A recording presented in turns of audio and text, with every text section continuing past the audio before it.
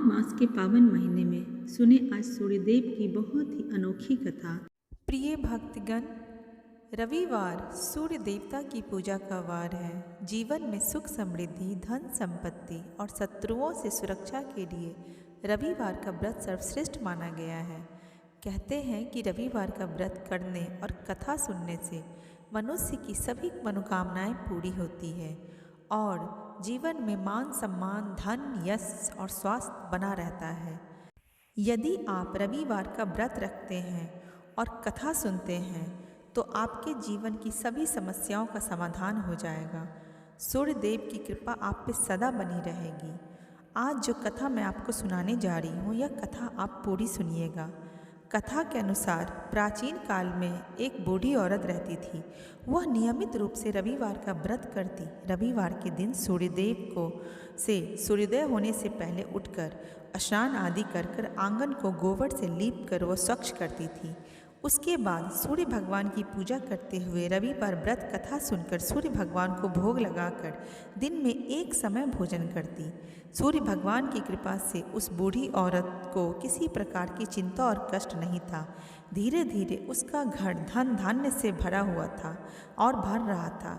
उस बुढ़िया को सुखी होते देखकर उस बूढ़ी औरत को सुखी देखकर उसकी पड़ोसन उससे बहुत जलती थी, क्योंकि उस बूढ़ी औरत के पास कोई गाय नहीं थी और वह बूढ़ी औरत उसी पड़ोसन के यहाँ से गाय का गोबर लाती और अपने घर को लीपती थी।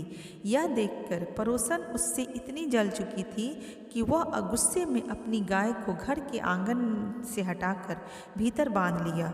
रविवार को जब गोबर नहीं मिला उस बूढ़ी औरत को और वह जब आंगन नहीं लीप पाई तो आंगन न लीप पाने के कारण उस औरत ने सूर्य भगवान को भोग भी नहीं लगाया और उस दिन स्वयं भी भोजन नहीं किया। सूर्यास्त होने पर बूढ़ी औरत भूखी प्यासी ही सो गई। सूर्यास्त होने पर वह बूढ़ी औरत भूखी प्यासी ही सो गई। प्रातःकाल सूर्योदय से पहले उस बूढ़ी औरत की जब आंख खुली तो उसने अपने घर के आंगन में सुंदर गाय और बछड़े को देखा। यह देखकर वो हैरान हो गई। गाय को आंगन में बांधकर उसने जल्दी से उसे चारा खिलाया। पड़ोसन ने उस बूढ़ी औरत के आंगन में जब गाय देखी और उसका बछड़ा तो वह उससे और अधिक जलने लगी। तभी गाय ने सोने का गोबर किया। गोबर को देखते ही पड़ोसन की आंखें फट गई।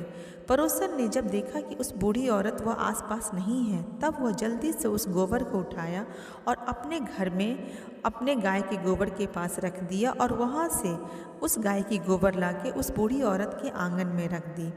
गाय प्रतिदिन सूर्योदय से पहले सोने का गोबर किया करती थी और बूढ़ी औरत के उठने के पहले पड़ोसन उस गोबर को उठाकर ले जाती और अपने गोबर से बदल देती। इस तरह से वो पड़ोसन भी बहुत धनवान हो गई। बहुत दिनों तक उस बूढ़ी औरत को सोने के गोबर के बारे में कुछ भी पता नहीं चला।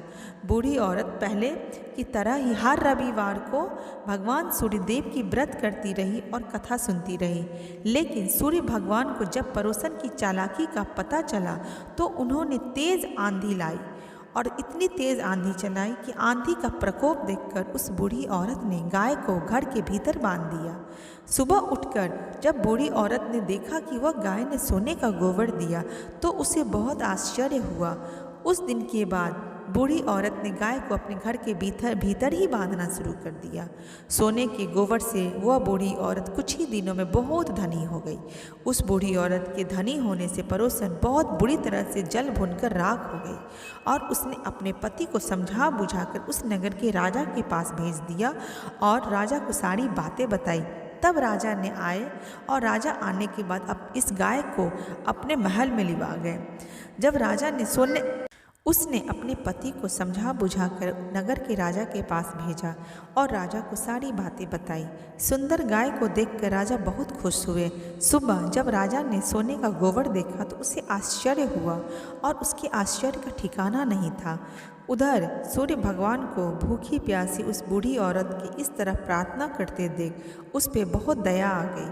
उसी रात सूर्य भगवान ने राजा को स्वप्न दिया और कहा, हे राजा, उस बूढ़ी औरत की गाय को और बछड़ा को तुम लौटा दो, नहीं तो तुम पे विपत्तियों का पहाड़ टूट पड़ेगा, तुम्हारा महल नष्ट हो जाएगा।